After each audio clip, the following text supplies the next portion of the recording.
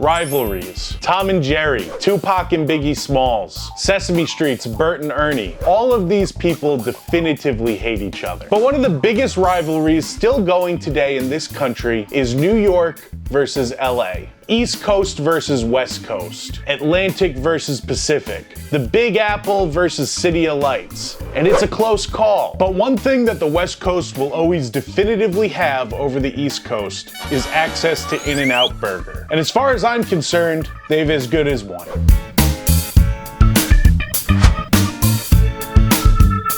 In-N-Out Burger was first established in 1948, actually around the same time as McDonald's first came into creation. In-N-Out's creator is known only as Harry, and Harry is often referred to In-N-Out as the West Coast cuisine, meaning the chain can only be found in California, Nevada, Arizona, Colorado, Utah, Texas, and Oregon. Why? Well, they would tell you that it's for quality control, because In-N-Out doesn't use freezers, they don't use microwaves, everything is fresh and made right there. But I think we have grills here on the East Coast. I think it really just is an attempt to leave the East Coast out of a hidden West Coast treasure. And as someone who can't control that they were born in New York, I find that outrageous. But also I get it, this is not a nice place. Needless to say, I am a huge fan of In-N-Out Burger. Ever since my first journey to the West Coast as an adult, it has been something that I look forward to every single trip. It just has that classic Americana fast food vibe, the kind that makes fast food popular in the first place. And yet at the same time, there are real restaurants serving burgers that are not nearly as good as an In-N-Out Burger.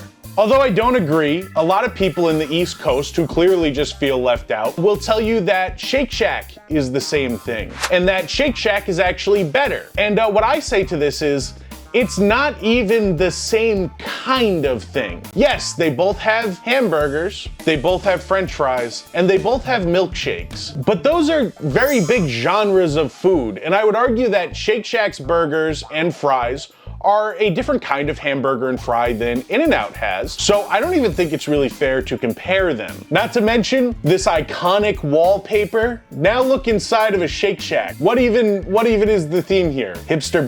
Why do they serve wine? I'll also tell you that price-wise, In-N-Out just has Shake Shack beat. Last time I was at Shake Shack, it cost me $45 for 2 people to eat there.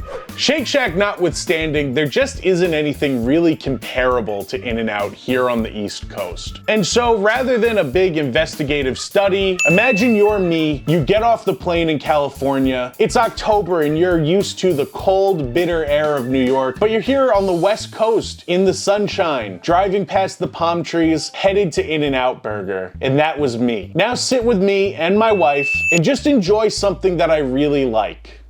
You know, enjoy watching me enjoy something that I really like. You can't taste food in a video. It's just not doable. I was saying before that this is a big moment because I'm actually eating something that I like. The fact that we ate it all yesterday. You were the first person to ever introduce me to In-N-Out. I'd only heard of it before that, only a handful of times living in New York. Anybody who's ever said that Shake Shack is the way to go is a liar, or they have terrible taste. A liar and a fraud. Or they've never actually had an In-N-Out Burger. Shake Shack French fries are literally the same crinkle cut French fries I used to get in high school with like my lunch. But even just the burger, look at that. Look at how full this burger is. 2 animal style burgers here. What is animal style? So animal style is part of their secret menu, even though it's not really a secret anymore. Everybody knows what animal style is. But if you don't, it is a secret menu item that adds grilled onions, melted American cheese, and their special like In-N-Out sauce onto whatever you order it on. I do like it on the French fries, but it does tend to make them very soggy, and they become fork French fries rather than regular French fries, and I have an issue with eating French fries with a fork. Fair enough. I really think that it improves the burger. I think I've only had a regular In-N-Out burger once, which is actually, we're gonna start, but I got one regular double-double. We'll take a bite of this and then rate it out of 10, and then give it a smiley, a frown, or a mid-face. Okay. Like when you go into the bathrooms at an airport. Yeah. But then, Hear that crunch? Definitely a smiley face, at least. Yeah. And we'll say 7 for the regular burger. They are messy. Mm-hmm. This definitely gets a smiley from me. I would even give it like more like a 7.5. I'm not a big burger person to begin with, but like I will take these burgers to the face. Like, and just the fact that In-N-Out Burger makes me like burgers, kudos to In-N-Out. This is why I imagine McDonald's burgers should have been like when they first opened. Hey, me again. This is where an ad read would normally go, but I wanted to talk to you about something else, and that is Conor McGregor and proper number 12 Irish whiskey. If you partake, this really is stuff that you should have on your radar. They're not exaggerating when they call it liquid gold. For those of you who watched my last video, you know that I'm currently campaigning to be the next proper number 12 ambassador, and I really think that I'm the right man for the job. I love the bar and pub scene. I love proper number 12, and as an Irish martial artist, I really relate to Conor McGregor and his brand overall. Not to mention my experience in video marketing, video editing, and social media management, and as you can tell, I can sit and talk to you about anything. So when anything boils down to an Irish whiskey that I truly love, I think we're in pretty good shape. So if you think that I should be the next proper number 12 ambassador, do me a quick favor. In the description, there's a link to their website where you can vote for me as the proper candidate for the job. Just type in Oliver the Ricketts and you'll even see my video there. Thank you so much to proper number 12 and anyone else who's watching or voting. Cheers and head on back to the video. Can I finally get into this? Just, bite in and just share how it makes you feel. I'm already delighted. Cheers. Boop. Oh my God. The animal style really does make a big difference between this and the regular burger. I agree. I mean, I guess duh, there's like a ton of onions on it now. This is the key, like there isn't funny things to say about this because it's so good. But it does make you believe that there is goodness and fairness in the world, that we've even gotten to try these. But then on the other side of that, the West Coast has also withheld these from us, so. But at the same time, I'm like okay with that. They brought Chick-fil-A, not that I don't love Chick-fil-A, but the specialness is depleted a bit. But I still think Chick-fil-A is special. This is what I imagine a good burger to taste like.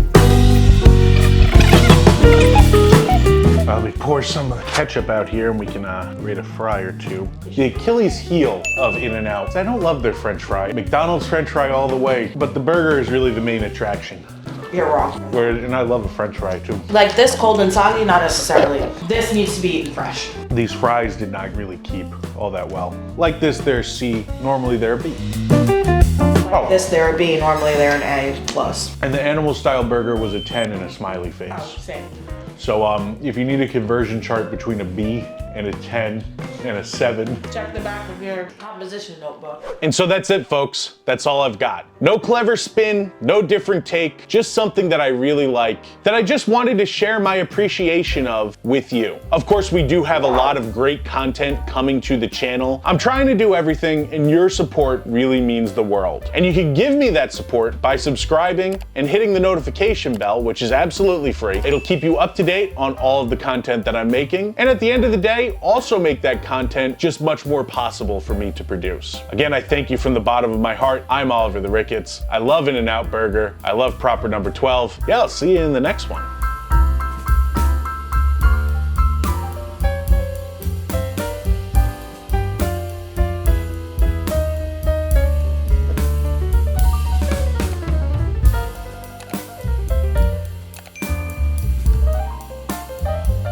All right, so this is a pretty big occasion. On this show, I've eaten a lot of things. And usually they're things that either I think I'm not going to like, or I know I don't like. There has been the occasional exception. Fruit Bird, love you always.